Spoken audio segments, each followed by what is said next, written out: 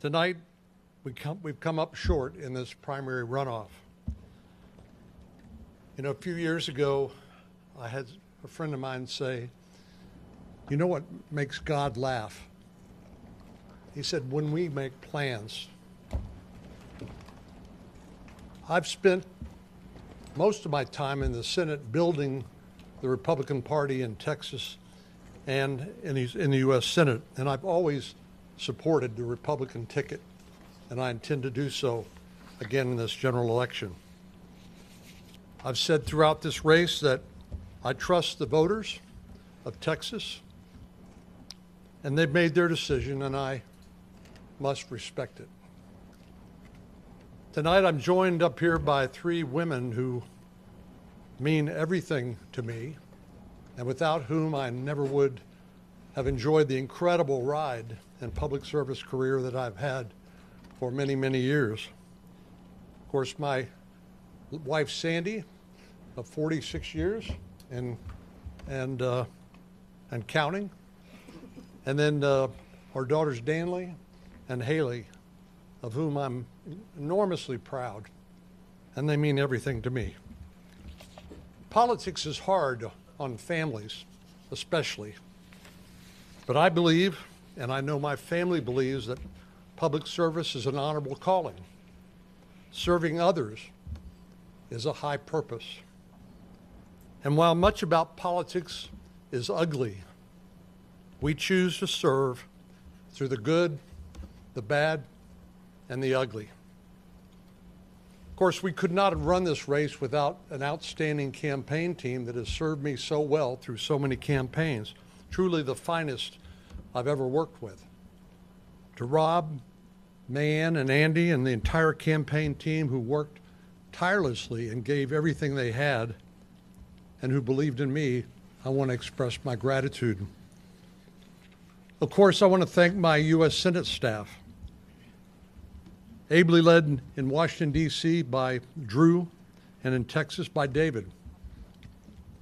You work hard for 32 million Texans every day that I'm honored to represent, with long hours, high stress, and job uncertainty. I want to express my gratitude to my staff for their incredible professionalism and dedication to the 32 million people of Texas that I'm honored to represent. To everyone who's worked with me, alongside of me for all these many years, I just want to say thank you. And then to my supporters in this campaign, more than 1,000 current and former elected official endorsements, more than 30 statewide organizations, to every financial supporter, every volunteer, everyone who voted for me in this election, I want to thank you from the bottom of my heart. Tonight I'm reminded of something Teddy Roosevelt said in 1910. He said, "It's not the critic that counts, not the man who points out how the strong man stumbles or where the doer of deeds could have done better.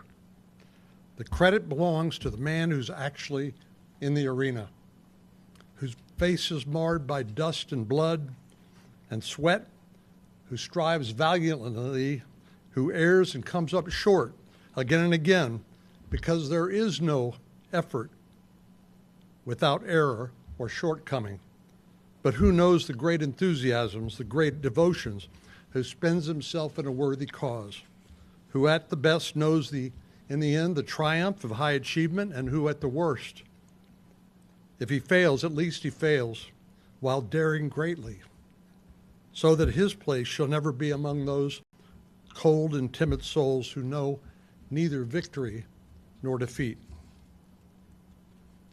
A number of years ago, up in West Texas, that's not the region, that's the city, where there was a terrible catastrophe, a county commissioner up there said something that stuck with me all these years. He said, "Being a Texan doesn't describe where you're from. It describes who your family is." And for the past 2.5 decades, I have represented this family in the United States Senate.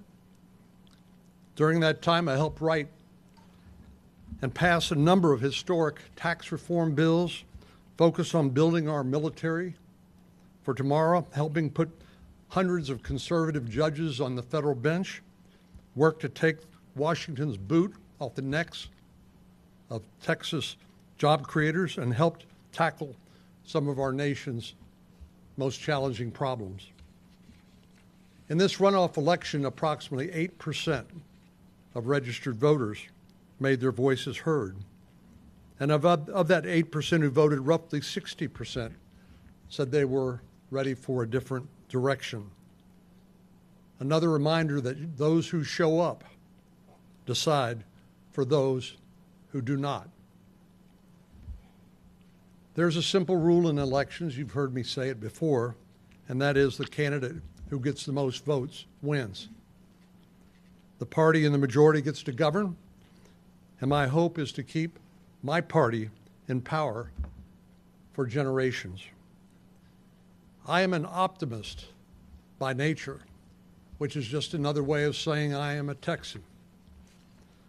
Yesterday when I was in San Antonio, where I stood alongside of 109 students who had been admitted to service academies for this upcoming year, this was the 20th time that we've had this academy send-off, and it remains my favorite event of the year, because these young men and women, the leaders of our military and our communities in our nation tomorrow, give me great hope and optimism for our future. Well, a scripture verse comes to mind as well, where the Apostle Paul said, I've fought the good fight, I've finished the race, and I've kept the faith.